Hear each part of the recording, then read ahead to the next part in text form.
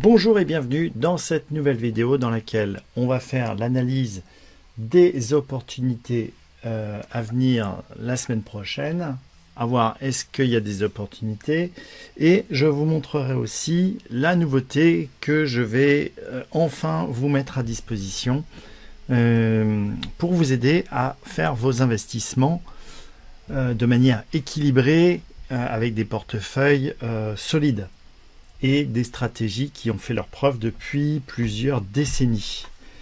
Voilà, je vous montre ça à la fin de la vidéo, ça ressemble à ça, vous allez voir, vous allez adorer. Alors, l'analyse de la semaine, on a donc les indicateurs Web Confiance qui sont verts sur presque tous les marchés, sauf le CAC 40 qui est bleu, donc qui passe d'une tendance verte à une tendance bleu, donc qui se dégrade. Si on regarde au niveau du CAC 40, si on prend le graphique hebdomadaire, tac, voilà, je vais rajouter ici, je vais prendre le graphique hebdomadaire, donc on va dupliquer le graphique, voilà, on va dupliquer le graphique, poum poum poum, dupliquer le graphique, voilà. Je vais le mettre en grand. Voilà. Et on va regarder, on va rajouter le RSI dans les indicateurs. Donc je vais rajouter ici le RSI, donc le Relative Strength Index. Le RSI, je l'ajoute en hebdomadaire. Donc moi je le paramètre sur 21 périodes. Et donc on constate ici qu'on a un plus haut et ici un nouveau plus haut. Ce plus haut, il correspond à ce plus haut là. Donc si on trace ici une droite, si on part du plus haut du RSI qui est par rapport au plus haut, le plus haut qui est là par rapport au plus haut du RSI, et qu'on le met par rapport au plus haut qui est là et le plus haut du RSI, on se rend compte que on a une divergence, c'est-à-dire que la droite descend légèrement. Voilà. Donc, ça ne veut pas dire qu'on est baissier, ça ne veut pas dire qu'il va y avoir un crack. Par contre, ça veut dire que là, il est fort probable qu'on ait un retracement. On est clairement en tendance haussière. Hein. On voyait les mobiles ici qui vont probablement servir de support. Ça m'étonnerait qu'on se crache là tout de suite. Après, on est quand même au mois de mai. Il y a un dicton célèbre qui est Sell May and Go Away. Mais comme on le voit, on reste bien vert sur l'ensemble des marchés. Donc pour moi, il n'y a pas forcément lieu de s'inquiéter. Donc prudence, mais on est bien vert. Il y a encore pour moi des belles opportunités. On en voit quelques-unes ici sur celui-là. Alors on va regarder notre liste qu'on suit un petit peu chaque semaine pour suivre. Donc voilà, on va charger l'espace de travail des opportunités. Voilà. Hop. Et donc on va reprendre un petit peu celles qui en avaient dernièrement dans notre liste de celles qui étaient intéressantes. Donc on a Riot Platform qui est toujours intéressante, puisque en hebdomadaire, voilà, on reste au-dessus du stop loss d'achat. On a toujours Kinross Gold qui est toujours bien. On a Grayscale Bitcoin qui va bien, on est bien vert. Fastly, on est encore très bien. EOS Energy, ça a secoué, mais on peut rester positif. Hein, on est encore au-dessus du stop loss d'achat au niveau hebdomadaire. Conduit Holding, on est toujours sur une capitalisation, sur une société qui a vraiment très très peu d'échanges, donc toujours méfiance. Elle est toujours bien, mais méfiance. Cipher Mining, Cipher Mining, bah, elle est bien. Certara, elle est bien. C3AI, alors C3AI, je crois que ça va pas du tout là. Là, il est peut-être temps soit de couper sa position pour protéger sa position. On est passé en dessous. On peut éventuellement mettre un stop sous les 16,84. Si on descendait sous les 16,84, là, pour le coup, ça vaudrait peut-être le coup de sortir. Hein, parce qu'on est avec un RSI qui est passé sous la zone de neutralité. On a quand même ici la tendance du RSI avec un support. Donc on pourrait rebaisser un petit peu avant de faire un rebond. On est sur de l'intelligence artificielle, donc avec beaucoup de volatilité. On reste en tendance haussière malgré tout, même s'il y a une baisse claire de la tendance. En journalier, évidemment, on est en tendance baissière, mais en hebdomadaire, on reste encore en tendance haussière, malgré le fait qu'on soit passé en dessous ici du stop loss d'achat. Donc là, potentiellement sous les 16,50, il faut peut-être lâcher sa position, quitte à revenir pour plus tard sur le titre. Bitfarms, on est sur de la crypto est en train de se réveiller. Donc là, dès qu'on va dépasser les 1,29, ça pourrait être intéressant d'en reprendre peut-être un petit peu. On est encore en tendance baissière, hein, mais on a notre web confiance qui est vert depuis un bon petit moment. On dirait bien qu'on est parti pour casser ce niveau-là. Donc pourquoi ne pas se positionner, hein? Si on regarde le RSI, on voit qu'il est en train clairement de se redresser. Ensuite, on a Axon Enterprise. Alors Axon Enterprise, comment on est sur Axon Enterprise? Ouh, et bien là, alors en journalier, effectivement, ça fait peur. On avait un signal ici d'achat. Hop. On avait un signal d'achat. Alors on n'est pas rentré puisque la plage de prix n'a pas été déclenchée. Donc c'est intéressant parce qu'on avait notre plage de prix qui était entre ce niveau-là et ce niveau-là. Comme on n'est pas venu dépasser, et ben on n'est pas rentré dessus. Donc ce qui tombe bien. Là on a le niveau de stop là qui était défini ici. Là on est en dessous. Donc pour l'instant on reste à l'écart de Axon Enterprise. En tout cas en journalier, c'est pas forcément le bon point d'entrée.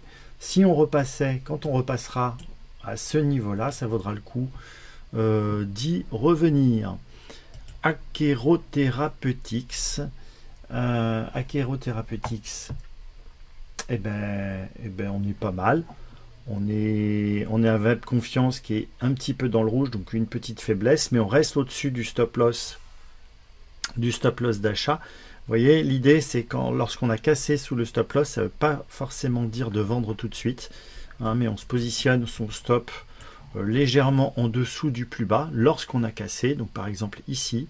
Et puis si on descendait en dessous des 35,25 par exemple, et bien là on laisserait tomber l'affaire. Là pour l'instant sur Akero Therapeutics, tant qu'on est au-dessus des 35 €, moi je pense qu'on maintient la position. Ce n'est bien sûr qu'un avis. Il y a des nouvelles là. Il y a des petites nouvelles qui sont sorties sur mon tableau. Donc on va regarder par exemple Presto Automation. Voilà, on a Presto Automation. Alors Presto Automation en hebdo, ça, c'est alors effectivement, elle est ressortie. Donc danger. Alors effectivement, on est passé de 1,38 à 3. On a fait un x3. On est même monté à 5. Donc forcément, elle sort dans mes screeners. On a quand même beaucoup de volume ici. 147 millions de titres. Donc ça fait beaucoup. 147 millions de titres. Si on regarde un petit peu sur un horizon un petit peu plus long terme, ça veut dire qu'on peut peut-être aller retrouver les 10. Donc là, elle est autour des 3,33 €. Donc de quoi faire un x3 sur Presto Automation. Voilà, et donc je vais l'ajouter dans la liste. Donc je vais faire un clic droit, et je vais l'ajouter à la liste. Alors, donc ça va être dans plus ici, et ajouter à une liste. Voilà, et c'est donc la liste YouTube. La liste YouTube. Elle est où la liste YouTube? Normalement c'est trié par ordre alphabétique, donc je devrais la trouver quelque part par là. Pourquoi je ne la trouve pas? Ah ben elle est là, voilà. Donc je l'ajoute ici, et comme ça elle sera sur la prochaine fois dans ma liste. Comme ça en même temps je vous montre comment vous pouvez l'ajouter à une liste. Voilà, et donc vous voyez qu'elle est venue s'ajouter ici. Ensuite on a toujours Yext. Alors est-ce qu'on a toujours Yext? Yext. Yext. Là aussi Yext, je crois qu'on est aussi sur de l'intelligence artificielle. Donc elle est très belle. Voilà, on va l'ajouter à la liste aussi. Donc on fait plus, ajouter à la liste, ajouter à une liste. Voilà, hop, ajouter à une liste, et hop, eh bien elle y est dessus. D'accord, donc elle y est déjà. Ok, voilà, donc effectivement. Alors pourquoi je ne la vois pas? Tac, tac, tac, tac, tac. Ah oui, si, elle est là. D'accord, ok. Elle est là, effectivement. Voilà. On a aussi Shopify qui fait partie de la liste des meilleurs du moment, avec Shopify, avec un signal d'achat qui était déclenché ici. Donc là, on est dedans. On est potentiellement dedans. Le stop loss n'a pas été alors il a pu être touché. Non, il n'est pas touché. Il n'est pas touché parce qu'on est rentré à ce niveau de prix là. Le stop est ici, et notre objectif il est à 61,29. donc on est pas mal. On est à peu près au niveau, on est en dessous du prix d'entrée. Donc ça peut être intéressant de se positionner encore sur Shopify. On a un bon prix d'entrée, on a un prix d'entrée ici, on a un prix d'entrée ici, donc on peut rentrer sur les niveaux de prix actuels avec un objectif qui sera à 57, et puis si on rentre sur ce niveau de prix là, on aura un objectif à 61 € ou 61 $, hein, puisque ce sont des dollars. Voilà pour cette vidéo. Je voulais aussi partager avec vous ma nouvelle feuille qui va vous permettre de gérer votre sélection d'ETF à partir pour un PEA en investissant sur les actifs qui ont le meilleur momentum. C'est une stratégie très efficace qui a fait ses preuves depuis des décennies. Il y a aussi une stratégie basée sur des ETF que vous pouvez acheter dans le cadre d'un compte titre. Et puis si vous souhaitez avoir un portefeuille équilibré, plutôt que d'investir dans des obligations, vous allez constituer un portefeuille équilibré et vous allez l'ajuster une fois par an. Donc cette feuille va vous permettre de renseigner simplement le montant de votre capital, et puis il va vous dire voilà, vous achetez telle quantité, telle quantité, telle quantité. Donc vous trouverez le lien de cette offre sous la vidéo.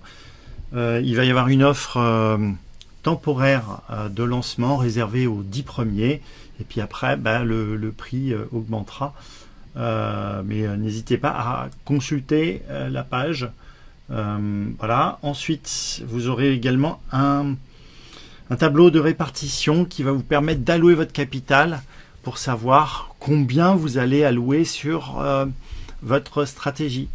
Parce que vous allez peut-être vouloir avoir un portefeuille équilibré, mais vous allez peut-être vouloir chercher de la performance et donc allouer une partie de votre capital sur une stratégie comme le compte titre Efficiency ou sur une partie avec des stratégies de trading automatique. Et voilà, ce tableau va vous permettre de savoir facilement quoi faire, comment, quel plan d'action mettre en œuvre. Voilà, j'espère que cette vidéo vous a plu. N'hésitez pas à me le faire savoir en commentaire, à mettre un pouce et je vous dis à très bientôt pour une prochaine vidéo. Ciao, ciao!